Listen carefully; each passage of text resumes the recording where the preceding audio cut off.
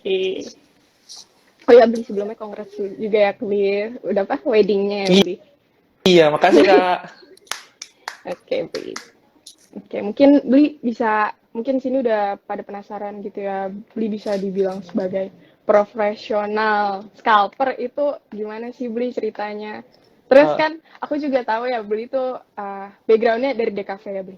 yes, betul. Iya, nah itu sebenarnya kayak kok bisa sih Bli kayak dari DKV menjadi seorang scalper gitu.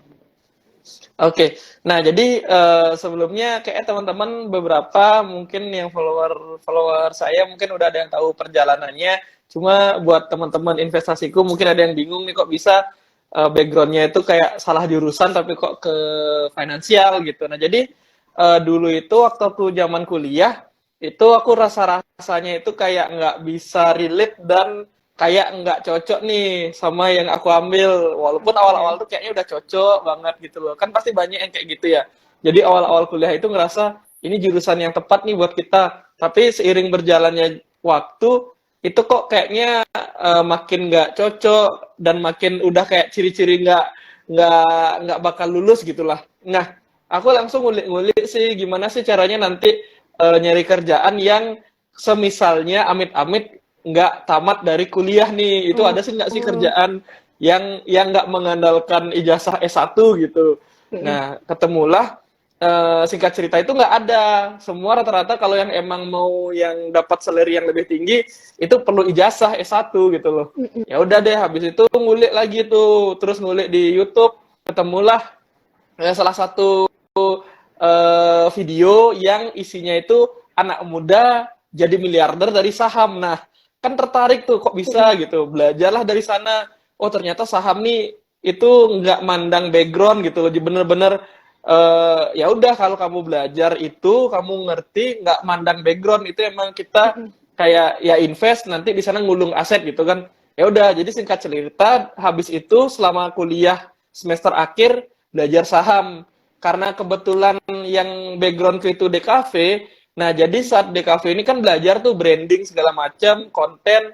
Nah, waktu belajar saham, aku buatlah juga komunitas, buat akun yang sharing-sharing edukasi saham dan singkat cerita juga waktu aku sama Mas Bekti Sutikna di Jogja Mm-mm. itu aku ngevideoin dokumentasiin kegiatan tradingku. Nah, Mm-mm. jadi nyambung nih. Jadi aku videoin tuh kegiatan tradingku karena waktu itu demand-nya lagi tinggi banget, orang-orang tertarik nih sama gaya tradingnya Oh, Mas Bekti, mm-mm. scalping itu. Mm-mm. Karena nggak ada yang bahas nih, nggak ada yang bahas tentang scalping. Nah, di YouTube aku niatnya awalnya itu mendokumentasikan yang aku alami selama di Jogja sama Mas Bekti. Jadi kayak yang Oh, aku pelajari itu apa, habis itu kemudian menjuruslah kontennya itu tentang scalping dan ada live trade-nya. Jadi orang-orang mulai apa namanya orang-orang mulai mulai mulai memframingkan atau menganggap oh ini beliau nih scalper nih gini gini gini karena memang yang aku share adalah konten live trade scalpinganku live trade. Mm-mm. dan itu benar-benar eksekusinya jual belinya cut lossnya itu aku share di YouTube gitu karena kan waktu itu konten-konten tentang trading itu kebanyakan ya kita ngasih plan yang emang eksekusinya mungkin agak agak lama dan juga konten scalping yang live trade itu belum ada tapi sedikit. Nah gitu aku waktu itu kemungkinan dapat exposure-nya Mas Bekti juga sama teman-teman di Jogja jadinya keangkat cepet gitulah walaupun udah ada yang dulu cuma aku keangkatnya lebih cepet gitu. Oke. Oke, terus kok itu Bli, berarti mulai belajar itu dari mana? Kan belajar sendiri atau emang bareng-bareng gitu, Bli? Belajar scalping. Saham belajarnya itu otodidak Mm-mm. dan ikut SPM waktu itu kan belum COVID, SPM Mm-mm. offline. Habis itu ada yang ngadain pelatihan-pelatihan trading, pelatihan Mm-mm. awalnya aku belajar fundamental. Jadi ada Oh, yang belajar ada fundamental. iya pokoknya belajar fundamental diajarin value investing lah Mm-mm. semuanya itu belajar itu awal itu 2018 2019 jadi baru belajar itu 2020 21 itu belajar trading jadi kan mulai banyak tuh kelas-kelas online aku ikutin tuh Mm-mm. belajar swing belajar Fibonacci apalah semuanya tuh aku pelajarin tuh, ada yang buka kurs-kurs gitu aku pelajari. Kemudian yang scalping itu belajarnya sama Mas Bekti. Jadi benar-benar yang ngelihat masternya langsung lah itu belajar di sana. Iya. Berarti itu kenal Mas Bekti dari SPM ya, Bri? Mas Bekti kan di Jogja waktu itu dia Mm-mm. diangkat sama salah satu sekuritas di YouTube. Mm-mm. Di YouTube kan sekuritasnya itu buat konten sama Mas Bekti. Nah, dari sana tahu Mas Bektinya, bukan dari SPM. Oh, oh, bukan dari SPM. Iya. Iya sih. Keren juga ya, Bri. Dari Iya. DKV pindah ke situ gitu. Soalnya Iya, emang, loncat-loncat. iya, soalnya emang nggak diajarin di mata kuliah juga sih, Bri ya. Emang harus cari sendiri gitu. Iya, karena kebanyakan kayak kerjaan itu buat beberapa orang mungkin banyak yang apa meleset-meleset juga jurusannya ya. Bukan minatnya gitu ya, misalnya kayak emang disuruh orang tuanya atau gimana gitu. Iya, bener sih. Oke. Mm-mm.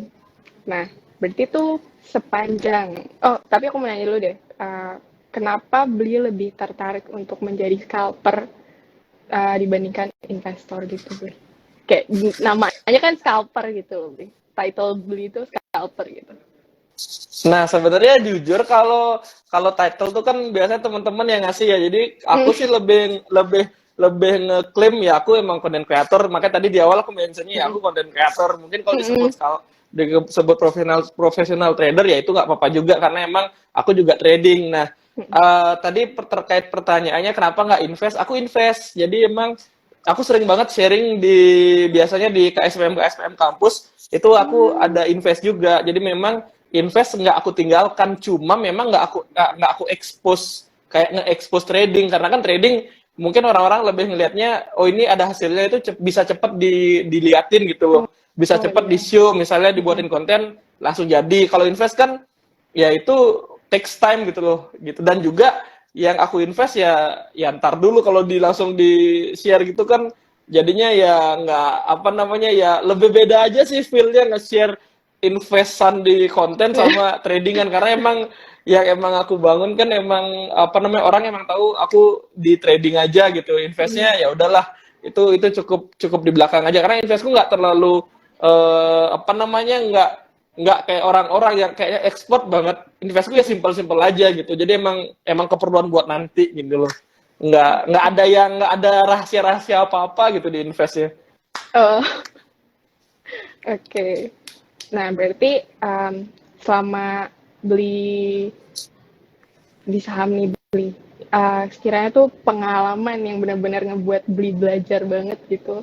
Wah, nggak bisa kayak gini nih gitu. Untuk di saham itu apa beli? Yang ngebuat beli bisa maju gitu. Di saham ini jujur kalau dari segi investasi dan trading itu kan kita nganggapnya beda ya, Mm-mm. beda dalam arti invest nih mindsetnya seperti ini, habis itu Mm-mm. trading apalagi scalping mindsetnya seperti ini. Nah, ternyata ketika sekarang ini saya menyadari satu hal tentang investasi itu dan trading itu ada satu kesamaan yang benar-benar sama di antara kedua ini, walaupun invest bisa dibilang jangka panjang dan Mm-mm. analisanya fundamental bla bla bla, trading analisanya teknikal mungkin lebih semi time frame-nya. Nah, tapi satu hal yang sama di antara kedua ini dari invest dan trading ini ternyata semua itu tetap ujung-ujungnya bermain dengan waktu-waktu yang lama Mm. juga karena invest memang lama, dari awal kita udah tahu itu lama sehingga Mm-mm. ya udah kita investasi emang jangka panjang bahasanya. Nah, scalping trading ini banyak yang mengkaitkan, oh ini kan untungnya cepat, untungnya cepat. Nah, tapi ternyata untung-untung cepatnya trading itu juga, itu tetap nggak bisa ngalahin nanti ujung-ujungnya invest yang emang orangnya itu berhasil dapat saham yang bagus sehingga beggar dan lain-lain. Jadi kan itu Mm-mm. gulung asetnya besar banget. Nah, di trading juga kalau dilihat time frame-nya pendek, ya memang kayaknya nggak berasa. Tapi ternyata kalau ditarik juga yang sama kayak invest, let's say kita bilang, orang-orang pasti bilang invest itu 10 tahunan atau 3 tahun, 4 tahun. Mm-mm. Nah, trading juga sama, 3 tahun, 4 tahun baru bisa kita ukur tuh perform Mm. kita. Nah, nanti di sana baru kelihatan, oh kita udah dapet hasil yang cukup nih dari trading. Jadi bukan, biasanya orang nganggap dia berhasil atau enggak tuh dari cuma seminggu, cuma sehari ini doang. Aduh hari ini aku gagal, Mm-mm. berarti nggak cocok trading. Nah, Mm-mm. kadang-kadang give up-nya lebih cepat karena hasilnya langsung kelihatan satu hari itu. Misalnya hari ini kita loss nih, aduh, Ah, udahlah nggak bagus, atau enggak bulan ini loss, aduh nggak bagus. Nah, padahal kalau kalau invest tuh kita lupa bahwa ya kita nggak lihat gerakan bulanan karena emang reviewnya sekalian gitu, mungkin rilis lab Q misalnya mm-mm. tiga bulan sekali, ya baru di review lagi emitennya. Nah, kalau kalau trading kadang-kadang orang lupa itu gitu loh. Kita lihat sebulan aja atau lihat sehari aja udah langsung give up gitu. Dan makanya Oh. kenapa aku bawa mindset dari invest ke scalping ke Mm-mm. sekarang agar agar nge-treatnya sama juga. Ini semuanya perlu waktu dan eh, apa namanya trader-trader yang sukses-sukses yang udah aku lihat itu mereka punya waktu 10 tahunan buat bisa jadi di posisi sekarang, sementara aku baru 2 tahun 3 tahun dan kan masih ada 7 tahun untuk belajar gitu loh. Jadi Mm-mm. masih panjang perjalanannya gitu. Itu sih yang aku pelajari. Jadi biar nggak terlalu buru-buru tapi lebih ke oke, aku masih banyak nih punya waktu buat belajar gitu. Oke. Berarti tapi menurut Bli itu kita harus belajar terlebih dahulu atau langsung coba aja dulu, langsung terjun gitu. Kalau orangnya kuat mental ya terjun aja nggak apa-apa karena Mm-mm. ada dua tipe orang. Ada tipe orang yang ketika belajar tahu banyak akhirnya takut karena udah tahu, ngerti nggak sih? Kita pernah nggak sih gitu? Oh. Kita tahu Mm-mm. nih, misalnya aku kasih tahu semua, kak hati-hati ada saham kayak gini gini gini, ini fake bid Mm-mm. ini gini gini gini gini. Nah kakak kan udah tahu. Ketika udah tahu kan, oh nggak berani beli. Padahal nggak beraninya berdasarkan udah tahu aja, bukan Mm-mm. ngerasain dan bukan kayak feel experience-nya itu nggak dapet. Mm-mm. Karena ibaratnya kayak kita dikasih tahu sama ngerasain itu kan bakal beda experience-nya dan mungkin aku miss nih ngasih taunya, ada poin yang aku miss.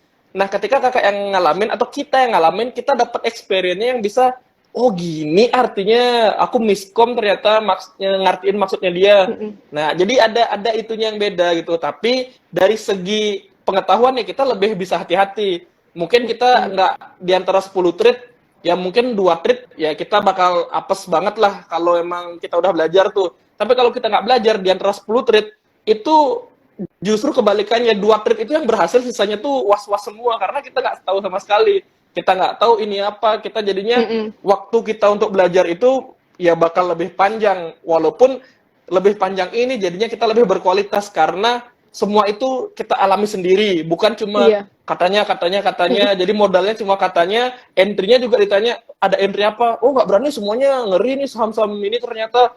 Ya jadi at the end of the day cuma pinter teori doang gitu, ngerti nggak? Jadi Mm-mm. kan mending diimbangi aja belajar.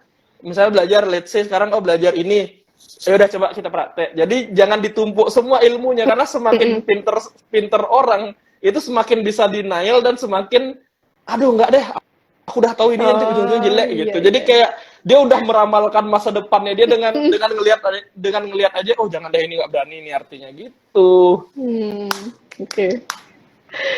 Ya, kan aku pernah ya beli kena yang fake bit gitu loh, Bli. Malah kena guyur gitu loh, Bli. Aku malah kena guyur gitu loh, Bli. Nah, kira-kira Bli kayak untuk yang fake bit gini, untuk yang retail itu gimana sih Bli biar nggak kena guyur gitu. Oh iya, nah kadang emang beberapa saham itu ada yang emang spesifik. Aku juga udah nganggap itu ya udahlah kalau ini manggung hati-hati deh gitu. Jadi emang ada beberapa saham yang spesifik manggung, aku udah hati-hati aja. Mm-mm. Kalaupun pengen nebeng, exit secepatnya ketika udah kelihatan ini nggak bagus gitu. Karena biasanya kita itu karena ngelihat mungkin sebelumnya nih, wah sahamnya ini ketika kayak gini dia naiknya sampai mau deket-deket arah nih. Iya. Habis itu besok muncul lagi.